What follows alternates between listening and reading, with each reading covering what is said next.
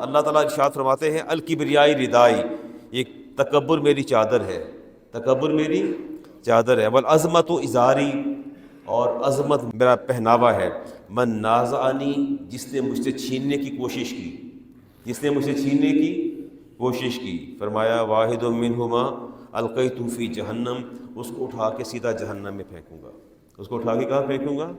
جہنم میں پھینکوں گا۔ مشکل کام ہے۔ یہ دو صفات ہیں اللہ تعالیٰ کی، ان دونوں صفات پر جو ہے ہم نے غور کرنا ہے جی۔ صور الرجال، یہ سارے بندے آئیں گے، ان کو چیونٹیوں کی طرح اس کو لایا جائے گا، اکٹھا کر کے لایا جائے گا، یغشاہم الذل، اور انہیں ذلت نے گھیر رکھا ہوگا۔ اچھا بات ہی نہیں کرتے، ایک بندہ نماز چاشت بھی پڑھتا ہے، اشراق بھی پڑھتا ہے، صلاۃ تسبیح بھی ہر جمعے کو پڑھتا ہے، سورۃ یاسین، سورۃ کہف، سورۃ رحمان، اتنی ڈھیر ساری عبادات کرتا ہے، اس کے ساتھ ساتھ وہ تکبر کرتا ہے، تو آپ کی کیا رائے ہے اس کے بارے میں؟ کیا کہیں گے؟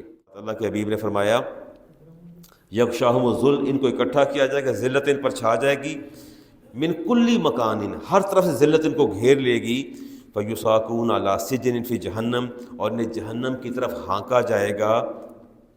کہاں لے جایا جائے گا؟ یسمى بولس، فرمایا اس وادی میں جس کا نام بولس ہے، اس وادی کا نام کیا ہے جی؟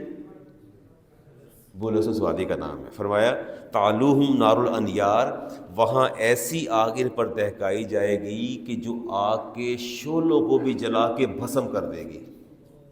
پھر سنیے گا، آپ نے ارشاد فرمایا تعلوہم، ان پر بلند کی جائے گی، نار الانیار، آگوں کی آگ، ایسی آگ جو وہاں جہنم کی بھڑکتی آگ کو بھی بھسم کر دے گی۔ آلریڈی جہنم میں آگ بھڑک رہی ہوگی، اور جب یہ آئیں گے تو ان پر اللہ وہ ایسی آگ دہکائے گا جو پہلی آگ کو بھی جلا کے راکھ کر دے گی۔ یہ کریں گے کیا؟ کس وجہ سے؟ کیوں بھڑکائی جائے گی؟ نہیں، تکبر کی وجہ سے۔ کس کی وجہ سے؟ تکبر کی وجہ سے۔